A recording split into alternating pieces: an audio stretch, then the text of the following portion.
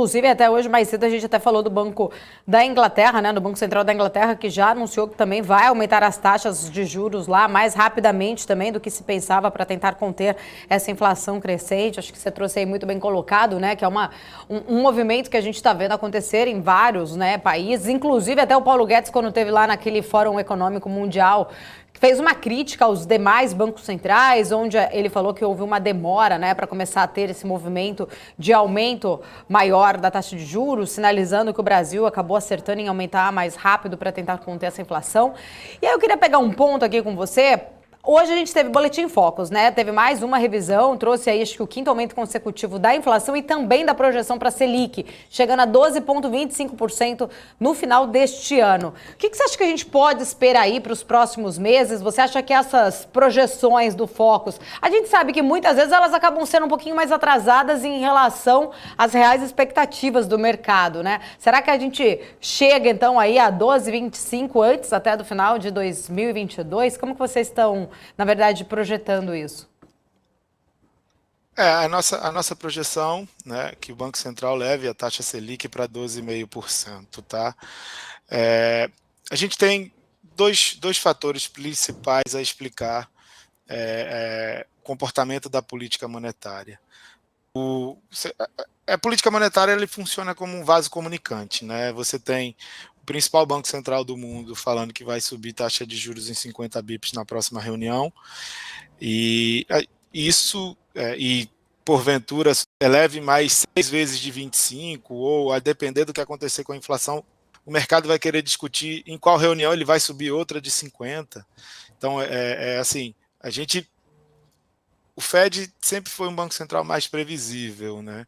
Dado que eles sempre se moveram nos últimos anos em passos mais lentos. Só que você não tinha um problema de inflação, e hoje em dia você tem um problema de inflação. E aí você tendo um problema de inflação, eles exigem com que a política monetária atue mais rapidamente. Então, se o Banco Central dos Estados Unidos, à medida que ele vai subindo mais do que o mercado pede hoje em dia, isso vai exigir mais da política monetária dos outros países, principalmente dos países emergentes. Por outro lado, o que principalmente o Banco Central do Brasil está falando? Olha, a gente tem uma composição menor de serviços na nossa cesta de consumo e maior de alimentação. E aí, como o problema iniciou na parte de bens, enquanto a parte de serviços não conseguia pressionar, né, porque você estava ainda sentindo os efeitos da pandemia, os bancos centrais de países desenvolvidos ainda não tinham sentido uma pressão inflacionária, mas dos emergentes já estavam sentindo há um bom tempo. E aí isso exigiu com que os bancos centrais de emergentes agissem mais rapidamente. Então, a gente já está discutindo que o Banco Central dos Estados Unidos vai subir a taxa de juros mais do que o mercado exigiria, com a taxa Selic a 11%. Né?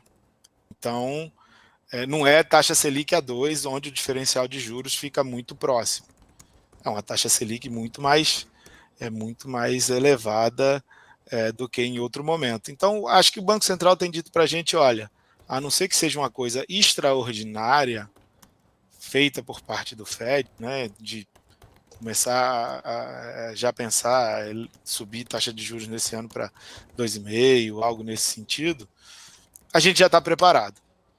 Acho que assim, o Banco Central passou a mensagem de a nossa preocupação hoje é mais doméstica, com os riscos da parte de política fiscal, né, e ele mandando um recado claro de que, apesar de possíveis efeitos mais benéficos no curto prazo sobre o preço de combustíveis, né, falando da PEC dos combustíveis, a nossa preocupação, na verdade, é com o fiscal futuro, porque você vai abrir mão de uma arrecadação muito significativa e aí vai colocar em dúvida novamente o arcabouço fiscal para frente, a dinâmica de dívida, e aí a gente se preocupa com isso e exigiria um aumento maior de taxa de juros, apesar de revisões baixistas no curto prazo da inflação.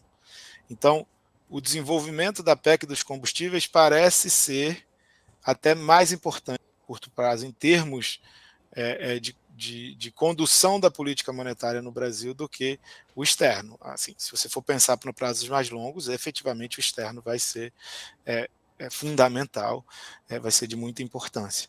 Mas parece que a política monetária de curto prazo vai ser ligada a isso. E aí, se a gente avançar com a PEC dos combustíveis, que tem um custo fiscal mais baixo, o Banco Central pode olhar isso e falar, olha, a gente estava com medo do fiscal, ele não foi tão negativo e talvez a gente só precise levar a taxa Selic para 12, 12,25.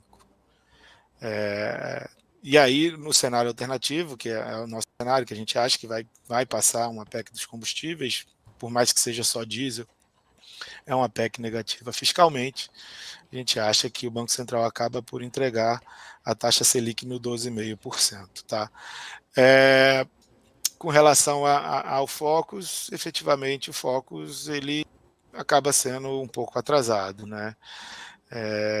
Mas 12,25 não tá muito distante, a gente está muito próximo ao fim do ciclo de política monetária e a proximidade do fim do ciclo de política monetária te diz que qualquer ajuste é ajuste fino, é 25 bips para lá e para cá, numa taxa do tamanho de 12,5%. Não é o principal assim em termos de condução de política monetária para o Banco Central. Acho que é muito mais importante o apoio que eles têm da parte de política fiscal. Tá?